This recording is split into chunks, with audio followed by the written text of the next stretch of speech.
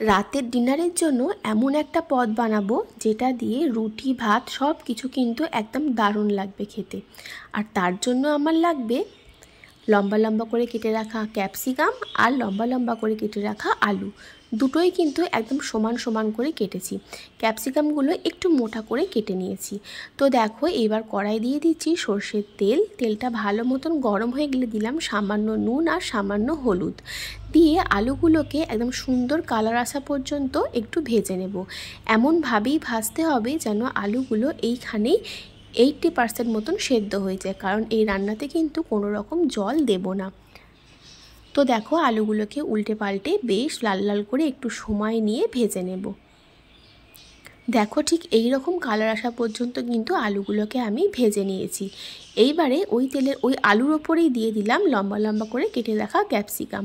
তবে ক্যাপসিকামগুলো খুব বেশিক্ষণ ভাজবো না, ওই 5 মিনিট মতন ভাজবো, কারণ ক্যাপসিকাম যেহেতু নরম বেশি এখনই ভেজে ফেললে পরে কিন্তু পুরো গলে যাবে, তার জন্য একটু হালকা করে ভেজে নিলাম। এইবারে ওই কড়ার মধ্যেই দিয়ে দিচ্ছি আরও সামান্য একটু সর্ষের তেল, দিয়ে দিলাম গোটা জিরে ফোড়ন।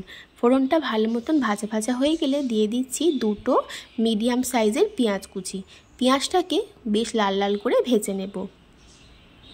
তো দেখো আমার পেঁয়াজটা ঠিক এই রকম করে ভেজে নিয়েছি। এইবারে এই পেঁয়াজের ওপরেই দিয়ে দিচ্ছি 3-4 কোয়া রসুন কুচি। চাইলে তোমরা রসুনটা আগেও দিতে পারো, আবার পেঁয়াজ ভাজার পরেও কিন্তু দেওয়া যায়। তো রসুনটা একটু ভালো মতন করে ভেজে নেবো 3-4 মিনিট মতন। তারপরে দিয়ে দিলাম থেতো করে রাখা আদা আর একটা বড় সাইজের টমেটো, আর দিলাম চেরা কাঁচা লঙ্কা। কিছু কমন গুঁড়ো মশলা দিচ্ছি, যেমন হলুদ গুঁড়ো, লঙ্কার গুঁড়ো আর পরিমাণ মতো নুন। আর খুব সামান্য একটু জল দিয়ে এই মশলাটাকে গ্যাসের ফ্লেমটা লো টু মিডিয়ামে করে কষিয়ে নেব। যেহেতু গুঁড়ো মশলা দিয়েছি সেই জন্য সামান্য একটু জল অ্যাড করেছি যাতে মশলাটা পুড়ে না যায়, তার জন্য। এবার দেখো গ্যাসের ফ্লেম লো টু মিডিয়ামে করে খুব ভালো করে মশলাটা কিন্তু কষিয়ে নিচ্ছি। দেখো মশলা কষাতে কষাতেই কিন্তু মশলার কালারও চেঞ্জ হয়ে যাবে আর টমেটোটাও একদম গলে যাবে। তো দেখো টমেটো আমার একদম সুন্দরভাবে গলে গেছে আর মশলার কালারও কিন্তু চেঞ্জ হয়ে গেছে। এইবারে যে আলু আর ক্যাপসিকামটা ভেজে রেখেছিলাম সেইটা আমি দিয়ে দিচ্ছি। দিয়ে ভালো করে এই সমস্ত মশলার সঙ্গে আলু ক্যাপসিকামটা একটু মিশিয়ে নেব।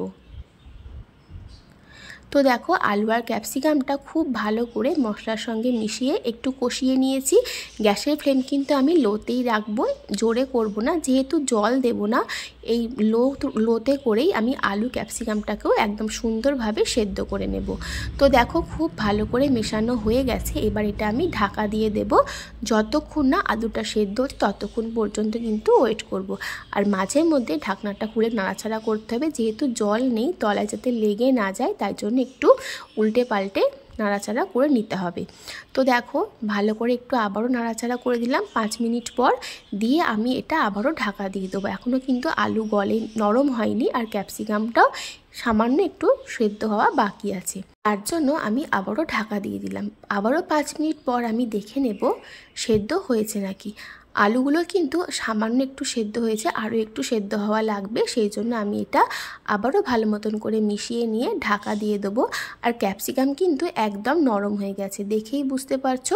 এবারে দেখো মিশিয়ে নিয়েছি, এটা আমি এবার ঢাকা দিয়ে দেবো। গ্যাসের ফ্লেম কিন্তু একদম লোতে করা আছে, হাইতে করলে কিন্তু পুড়ে যাবে, তখন কিন্তু পোড়া গন্ধ এসে যাবে। অবশ্যই গ্যাসের ফ্লেমটা লোতে করেই রান্নাটা করতে হবে। দেখো 5-7 মিনিট পর আমার এই আলুগুলো কিন্তু একদম নরম হয়ে গেছে, দেখেই বুঝতে পারছো। তো কিছু আলু আমি একটু ভেঙে ভেঙে দিচ্ছি যাতে একটু মাখা মাখা হয় তরকারিটা, তার জন্য, যেহেতু এর মধ্যে জল অ্যাড করিনি। তো দেখো আলুগুলো ভেঙে ভেঙে একদম গামাখা গামাখা করে দিয়েছি। এইবারে আমি সব শেষে এর মধ্যে দেব সামান্য একটু চিনি স্বাদের ব্যালেন্সের জন্য। তো দেখো চিনিটা দিয়ে ভালো করে মিশিয়ে নিচ্ছি। আর আমার এই তরকারিটা কিন্তু একদম রেডি হয়ে গেছে। বেশ ঝাল ঝাল খেতে লাগে, আর ক্যাপসিকাম দেওয়ার জন্য কিন্তু সুন্দর একটা গন্ধ বেরোয় তরকারিটা দিয়ে। তো সব শেষে দিয়ে দিলাম ধনেপাতা কুচি। এটা অপশনাল, তোমরা চাইলে দিতেও পারো আবার নাও দিতে পারো। ধনেপাতাটা দিয়ে ভালো করে মিশিয়ে নিয়ে এটা আমি ঢাকা দিয়ে রেস্টে রাখবো 5 থেকে 7 মিনিট, তারপর একটা অন্য পাত্রে ঢেলে নেব। তো দেখো ধনেপাতা দিয়ে ভালো করে মিশিয়ে নিলাম, এবার এটা আমি ঢাকা দিয়ে দেব। তো তো এবার আমি এটাই 5 থেকে 7 মিনিট পর অন্য একটা পাত্রে ঢেলে নিয়েছি। তাহলে আলু ক্যাপসিকামের এই ঝাল ঝাল রেসিপিটা কিন্তু একদম রেডি। এটা কিন্তু গরম গরম ভাত বা রুটি সব কিছুর সঙ্গেই খুব সুন্দর লাগে খেতে। ভিডিওটা ভালো লাগলে তোমরাও ট্রাই করে দেখো আর আমাকে কিন্তু অবশ্যই কমেন্ট করে জানিও আজকের রেসিপি তোমাদের কেমন লেগেছে। ভিডিওটা ভালো লাগলে আমার চ্যানেলটাও কিন্তু সাবস্ক্রাইব করতে একদম ভুলে যেও না। এইভাবেই আমার পাশে থেকো। সবাই খুব ভালো থেকো, সুস্থ থেকো। নতুন ভিডিওর সাথে আমি আবারও হাজির হব।